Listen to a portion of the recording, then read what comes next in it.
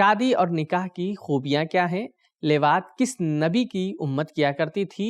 لیوات کے حرام ہونے کی وجہ کیا ہے؟ جاننے کی کوشش کریں گے آج کے ایپیسوڈ میں۔ ناظرین اکرام، السلام علیکم۔ تفسیر نور کے اس قرآنی سفر میں آپ سبھی کو خوشامدید عرض کرتے ہیں۔ آج ہم سورہ مبارک اعراف کی مزید 4 آیتوں کی تفسیر کے ساتھ آپ کے سامنے حاضر ہوئے ہیں۔ تو چلیے چلتے ہیں آج کی پہلی آیت کی تفسیر کو جاننے کے لیے اس کے تلاوت اور ترجمے کو سنتے ہیں۔ کتاب انزلناه الیک مبارک لیدبروا آیاته ولیتذکر اولو الالباب۔ بسم اللہ الرحمن الرحیم۔ فأخذتهم الرجفة فأصبحوا في دارهم جاثمين۔ پس انہیں زلزلے نے آ پکڑا اور وہ اپنے گھروں میں اوندھے پڑے رہ گئے۔ تو یہ تھی آیت نمبر 78 کی تلاوت اور اس کا ترجمہ۔ بڑھتے ہیں اس آیت کے نکات کی جانب۔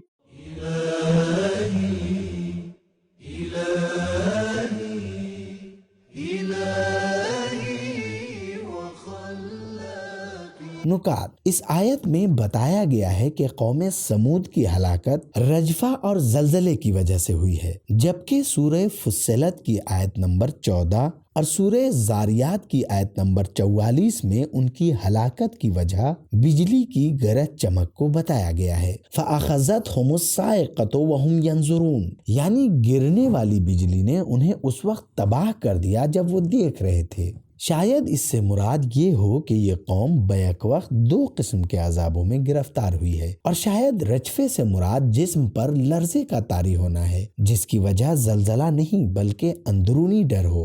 جاثم کا لفظ جثمہ سے ہے جو کہ خشمہ کے وزن پر ہے۔ اس کا معنی ہے کہ گھٹنے کے بل بیٹھ جانا یا سینے کے بل گر پڑنا۔ گویا رات کے وقت میں جب وہ آرام کر رہے تھے عذاب نازل ہوا، وہ جاگے لیکن بھاگنے یا فرار کرنے کی فرصت نہیں ملی اور اسی حالت میں ہلاک ہو گئے۔ تفسیر نمونہ۔ ہم نے آیت کے نکات کو جان لیا ہے، اب جاننے کی کوشش کرتے ہیں اس آیت کے ذیل میں کیا پیغامات بیان کیے گئے ہیں۔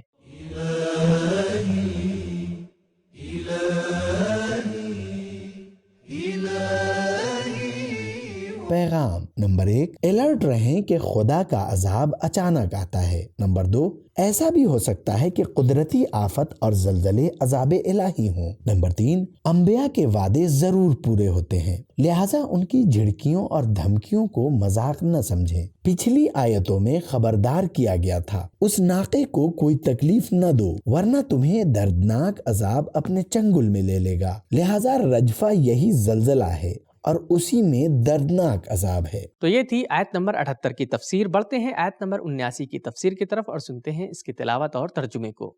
فَتَوَلَّى عَنْهُمْ وَقَالَ يَا قَوْمِ لَقَدْ أَبْلَغْتُكُمْ رِسَالَةَ رَبِّي وَنَصَحْتُ لَكُمْ وَلَكِنْ لَا تُحِبُّونَ النَّاصِحِينَ۔ پس صالح نے ان سے منہ پھیر لیا اور کہا، اے میری قوم، میں نے اپنے رب کا پیغام تمہیں پہنچا دیا اور میں نے تمہیں نصیحت کی، لیکن تم ہمدرد اور نصیحت کرنے والوں کو پسند نہیں کرتے۔ ہم نے آیت کریمہ کی تلاوت اور ترجمے کو سن لیا ہے، جاننے کی کوشش کرتے ہیں کہ اس آیت کے ذیل میں کیا نکات بیان کیے گئے ہیں۔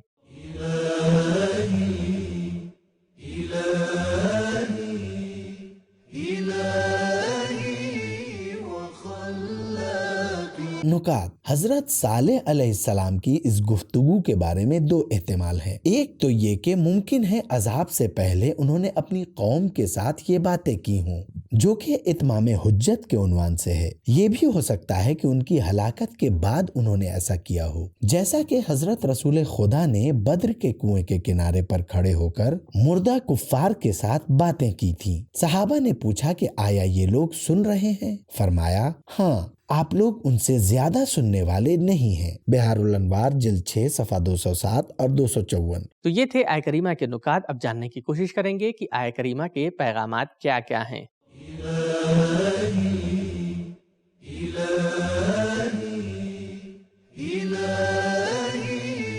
پیغام نمبر 1، کبھی ناراضگی اور رابطہ منقطع کرنا بھی تربیت و تبلیغ کے لیے ضروری ہوتا ہے۔ نمبر 2، خدا اتمام حجت کے بعد ہی سزا دیتا ہے۔ نمبر 3، انبیاء کا پروگرام ہمدردی اور خیرخواہی کی بنیاد پر ہوتا ہے، صرف بے روح سرکاری دفتری حکم جاری کرنے کے انداز میں نہیں ہوتا۔ نمبر 4، نصیحت کرنے والوں سے محبت کریں۔ سماج کے ہمدرد رہبروں کی باتوں سے لاپرواہی خدا کے عذاب کو دعوت دینا ہے۔ نمبر 5، پیروی کے لیے محبت ضروری ہے۔ تو ناظرین، یہ تھی آج کے ایپیسوڈ کی 2 آیتوں کی تفسیر۔ بڑھتے ہیں آج کے ایپیسوڈ کی اگلی 2 آیتوں کی تفسیر کی طرف اور سنتے ہیں ان کی تلاوت اور ترجمے کو۔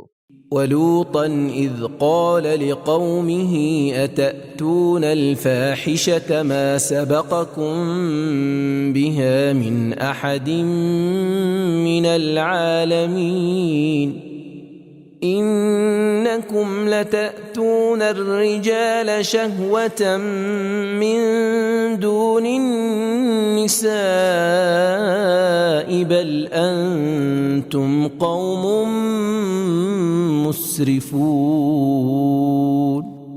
اور یاد کرو کہ لوط کو لوگوں کی ہدایت کے لیے بھیجا جب انہوں نے اپنی قوم سے کہا، کیا تم ایسا برا فعل انجام دیتے ہو جس کو تمام جہانوں میں کسی نے انجام نہیں دیا؟ تم لوگ اپنی شہوت پوری کرنے کے لیے مردوں کی طرف جاتے ہو، نہ کہ عورتوں کی طرف، بلکہ تم حد سے گزرنے والے لوگ ہو۔ تو ہم نے ان 2 آیتوں کی تلاوت اور ترجمے کو سن لیا ہے۔ اب جاننے کی کوشش کریں گے کہ اس آیت کے ذیل میں کیا نکات بیان کیے گئے ہیں۔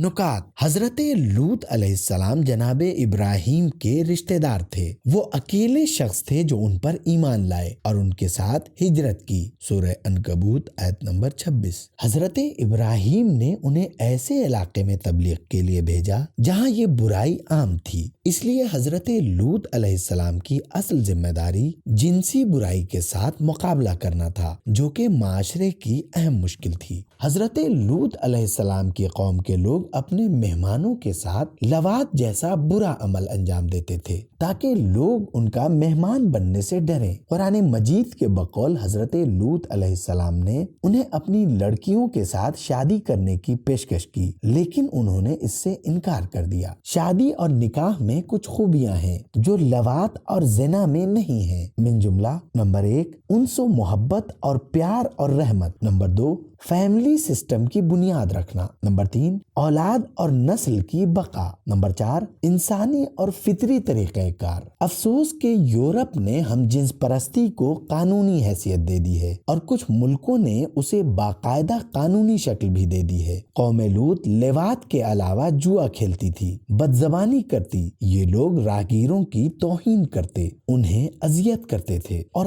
عام لوگوں کے سامنے ننگے ہو جاتے تھے۔ سفینۃ البحار۔ لواط کے حرام ہونے کی وجہ کے بارے میں امام جعفر صادق علیہ السلام فرماتے ہیں، لواط کی وجہ سے شوہر اور بیوی کے درمیان رشتہ کمزور پڑ جاتا ہے، اولاد اور نسل کا سلسلہ ختم ہو جاتا ہے، فطری جنسی ملاپ ختم ہو جاتا ہے۔ اس کے علاوہ بہت سے فساد شروع ہو جاتے ہیں۔ وسائل جلد 14 صفحہ 252۔ اسلام میں جنس پرستی اور لواط چاہے فاعل ہو یا مفعول، دونوں کے لیے سزا پھانسی ہے۔ پیغمبر اکرم صلی اللہ علیہ وآلہ وسلم نے فرمایا، خدا کی لعنت ہو ایسے مردوں پر جو خود کو عورتوں کے جیسے بناؤ سنگار کر کے ہوس پرست مردوں کے سامنے پیش کرتے ہیں۔ تفسیر نمونہ وسائل جلد 14 صفحہ 255۔ امام جعفر صادق علیہ السلام نے بھی فرمایا، ہم جنس بازی کے وقت عرش خدا لرز جاتا ہے، جبکہ قیامت کے دن ایسا کام کرنے والے لوگ ناپاک صورت میں محشور ہوں گے اور اللہ کے غضب کا شکار ہوں گے اور ان کی جگہ و مقام جہنم ہے۔ تفسیر نمونہ وسائل جلد 14 صفحہ 249۔ ہم نے ان 2 آیتوں کے نکات سے واقفیت حاصل کر لی ہے۔ اب بڑھتے ہیں ان 2 آیتوں کے پیغامات کی طرف۔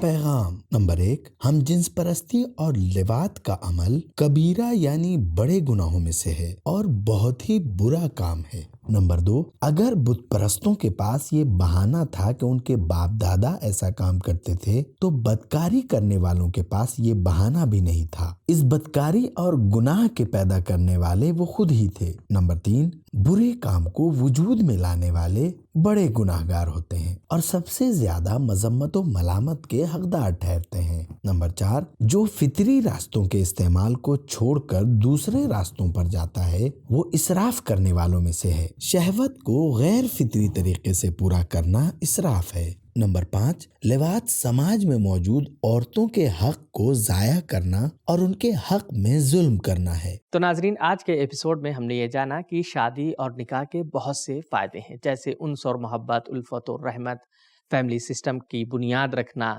اولاد اور نسل کی بقا کی ضمانت ہے شادی۔ اور اسی طرح سے ہم نے یہ بھی جانا کہ اسلام میں ہم جنس بازی یعنی لواط جیسے جرم کے لیے بہت ہی سنگین سزا مقرر کی گئی ہے، جیسے پھانسی دینا۔